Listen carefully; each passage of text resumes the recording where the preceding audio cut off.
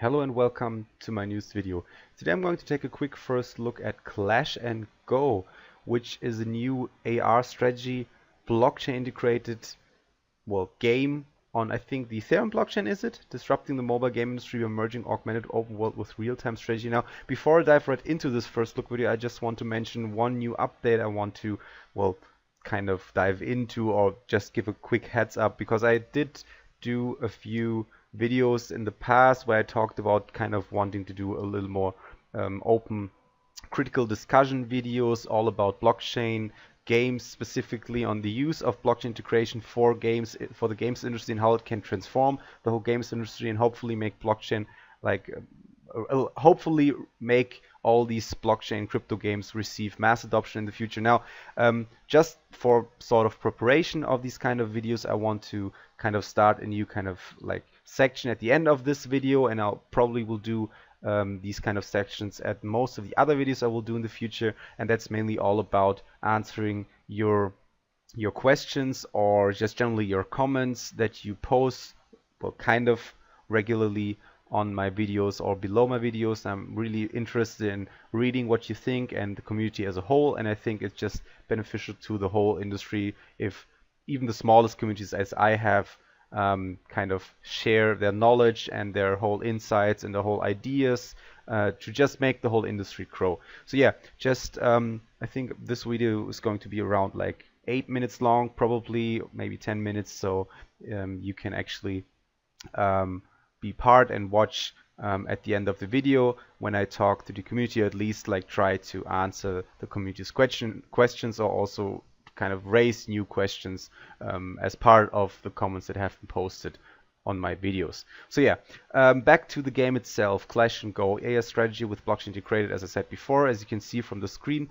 it's also going to be like a mobile game that uses augmented reality, which is quite interesting. I have had first look videos before about these kind of combinations where you kind of use blockchain integration, combine it with augmented reality or maybe sometimes virtual reality, and kind of use the best of both worlds and put them both together, which is always interesting. Right now in the private pre-sale stage, I also clicked on that previously. You don't really do too much there. You have to sign up, and I guess you can then maybe just enter the ICO. Is it running an ICO? Is it just going like a pre-sale in terms of like being able to purchase the different in-game assets? I don't know.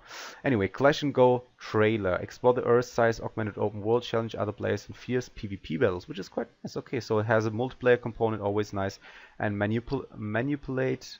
I don't know how to pronounce that word. I'm so sorry. I'm not a native speaker. Your virtual surroundings with CGO tokens, so they have their own tokens. Is it running on the Ethereum blockchain, as I asked before? Explore, build, and conquer. Clash and Go combines a geolocation game in augmented reality and a city building strategy game with real-time battles. This is really interesting. So you basically run around using some kind of like a modified Google Maps, as you can see here from screen. For some of you who have been playing Pokemon Go before, that's actually something you probably know or have seen similar like screenshots before in this case. So as you can see here, these different sections, they show streets, and you can run around yourself, and it's going to track your current position. And then you have these different, I don't know what's that supposed to be, but that's going to be part of the augmented reality world, which is quite interesting in my opinion. Why blockchain? Why we can't use a centralized database? Security is crucial for Clash and Go players, especially for those who earn or buy CGO tokens and use them to manipulate their virtual surroundings. I think now I pronounced it correctly. In the game, traditional centralized databases are controlled by a single entity, so they are unable to guarantee the transparency. And so, okay, so most or some of the main advantages of blockchain integration as opposed to having a centralized server-based game.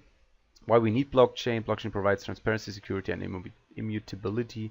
Yeah, again, nothing too new, but obviously really great to have these advantages coming with blockchain. Why might CGO tokens price grow? Revenue, 15% revenue spent on buying CGO and exchange. Oh, that's quite interesting. Okay. So they try to boost up the economy.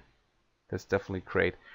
So I've already kind of thought about how to like improve the economy, or just giving it like a head start, so to speak, and not just rely on the economy's value based on the player base, which is always a little bit of a risk, obviously, because if it doesn't really start too well, you don't really have enough players to justify playing the game. Therefore, all the value of the digital assets kind of stand still, or they don't really increase, and therefore you have like a stalemate. No, not a stalemate, but like a situation where at some point you will most likely either have a certain surge in player base, or volume in player base, or you just have to stop playing, or they're just releasing new updates of the game because there isn't any kind of new money coming in to fund the game. So definitely a great idea to boost it with 50% of the revenue. Media, they have actually been, oh, they have been talked about on media outlets, Entrepreneur, PC Gamer, which is always great, like a completely PC or gamer focused website, a media outlet, not necessarily blockchain, which is always great. Oh, really great team, like a big experienced team. Advisors they have as well. Oh, that's really, it looks actually one of the most professional websites I have done first look videos about when it comes to blockchain games. Expert rating. So they kind of use the whole ICO review site, which is always interesting to do, and I think it gives the whole project credibility. But at the same time, it's an ICO, and a lot of times they don't really know how to evaluate a blockchain game or crypto game. Our partners, they also have a little bit of a larger partners. Okay, partnerships. Roadmap track our way to the top. Foundation of Ally Land. Okay, so that's the land itself that's going to run on the augmented reality world, or in the augmented reality world. 6 successful projects released. Creation of the RFA. Oh, they're actually quite far ahead. That's 2017. What? They actually good. They're old. The other projects in their roadmap. Yeah, why not? May, August 20th. Oh, that's actually only like 8 days left until the private pre-sale ends, and then the clash&go release is already in at the end of August. That's quite interesting. I'm definitely going to check out the game again, maybe do a more in-depth video about this whole thing. MVP. The project is in final development stage, and you can already try it out at Crypto Conference we attend. Oh, let's quickly watch the first trailer at really low volume so you can hear everything and still hear me speak. That looks really fleshed out, the whole. That's really polished, yeah. Explore an unlimited open world. That looks a lot like Pokemon Go. Look at that. So you have your own spaceship, and when you move around in the real world, it also moves around. Oh, that's really cool. Look at that. So that's like the game integration in the augmented reality world. Or so is that just going to be like, so that's a really important question. Is that whole, as you can see here from the screen, is this, oh, I'm sorry, I'm always pausing at the wrong, here. Is this going to be part of the augmented reality, so you run around and you have like a base building system, or are you going to zoom in into some of these, like these parts of the world, like these ones, and then it just shows your different bases? That's really interesting, really intriguing in my opinion. The way they present the game as well, really cool. Okay, find ancient artifacts. And also, I mean, I give it to them that it's completely going to run on the mobile devices. That's actually really cool. clash&go summer 2018. Okay. I would be really interested to play it on an iPad, for example. Complete geolocation quests. Okay, regular geo quests allow you to find ancient treasures with powerful artifacts. Build your city. Show your tactical skill in creating an unbeatable base to practice. Is that kind of like Clash of Clans? That's maybe why it's similar to the name as well. So they also combine like Clash of Clans base building, and you can kind of fight other bases for their resources as well and get points and rewards. That's quite interesting. I really like the idea of integrating all these different styles and types of games, and yeah, release them as one with blockchain integration as well. Join PvP battles, engage other players in battles, seize their resources, win special game score, and get to the top of player rank. That's really cool. Okay, I'm definitely impressed of this game so far. So I think we have checked out the team, success stories. Oh, they actually did release the 6 different games in 2010 to 2017. So if they have had over 77 million users playing their games worldwide, or their products. That's really cool, because that means they already know, they have made the experience actually running an actual game even if it's centralized on a database with a centralized database running on servers, that doesn't really make too much of a difference when it comes down to customer service, for example, which is really important, that most of the other blockchain and crypto games haven't really had the chance to make their experiences and kind of, yeah, just improve on the customer experience, which is always the most important part, because obviously if you don't have any customers, if you don't have any players and investors, your game won't be successful. Age of Musketeers, okay. Almost 75 players. That's an optimistic way to phrase it. Okay, FAQ, don't really have to read through that if you want to do so. Documents. Okay, so it's also, I'm sorry, I kind of missed that, ICO.clash&go. So I guess the pre-sale stage is an ICO type of setup to fund the game, which is always, well, one way to do it. I'm not really too much of a fan of ICOs anymore. I kind of like the idea more, at least if I think about it for now, when it comes to a pre-sale stage where you have to kind of buy digital assets in order to fund the game, instead of just doing ICO and just buying the CGO tokens, in my opinion. But then again, to each their own, and it also has advantages and disadvantages. So is it running on the Ethereum blockchain actually? Yeah, it is. It's running on the Ethereum smart contracts. Okay. Really like this idea. Really like this idea.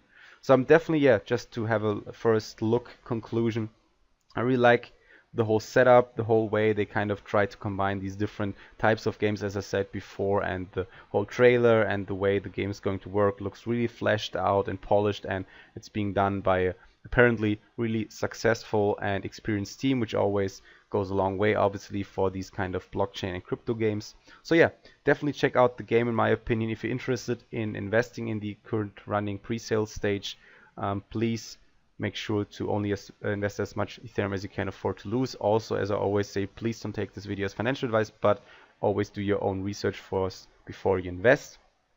And yeah, other than that, I'm going to post a link to ico.clash&go.com in the video description, so you can check it out yourself. I'm also going to post a link to their Telegram. They actually have a Telegram channel.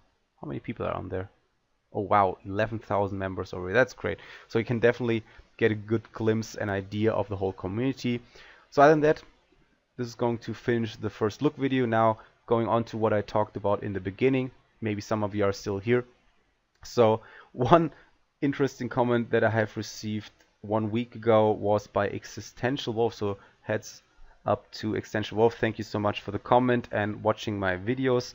He said, I also think gameplay is more important than graphic quality. Also, I enjoy the style of older graphics. This one actually reminds me of Origin Trail, which is a fitting style since this is a similar historical theme game. Yeah, this was actually one of the comments posted below my video about Prospectus, which kind of had this kind of feel of like a Gold Rush economy game. It was kind of similar, like there was a game called Industry Giant or similar like that in Germany. It was really successful. And it was this kind of, as they described, like the economy-based strategy game. So it was less about waging war against others and more about like fighting peacefully, so to speak, and like defeating your opponent via economic measures. And he definitely, well, again, raises an interesting point here, in my opinion, because a lot of these games kind of, in my opinion, fail to use their main USP, which is not necessarily graphics. A lot of these games focus so much on graphic style, and obviously it's being one of the major like motivators for investors in crypto and blockchain games, and also for players just to enjoy playing the game. So at like a first sight type of stage where you just go onto the website, like for clash&go in this case, you definitely want to have decent graphics, but at the same time, kind of like it means that if you have a small development team, you have to focus your resources. And if you focus it on graphics, obviously that goes the same for non-blockchain crypto games, like normal games. Too many companies, too many publishers and developers focus too much on graphics down. They kind of lose track of the whole idea of giving really great gameplay. And obviously most of the crypto games I have done first look videos about kind of fall in the same niche. A lot of these games, they focus not necessarily just on graphics, but also they focus a lot on the blockchain integration aspect of the whole game, and therefore they kind of devalue the focus of well, great gameplay. In this case specifically, so I completely agree with you, Existential Wolf, so thank you again for the comment, is that Prospectus definitely can be a great game, and especially because gameplay, in my opinion, is much more important than graphic quality. So probably most of the games that have a much longer time span of successful runtime and like a stable player base that continuously played the game with new updates coming out and so on and so on, and obviously making the game itself more successful for the developers as well, have been focusing more on great gameplay, at least if you compare the two, as opposed to good or great graphic quality. And that's specifically, just repeating myself here, a major deciding factor in my opinion when it comes to blockchain and crypto games, because a lot of these development teams are rather small and they don't really have the resource to work on both ends.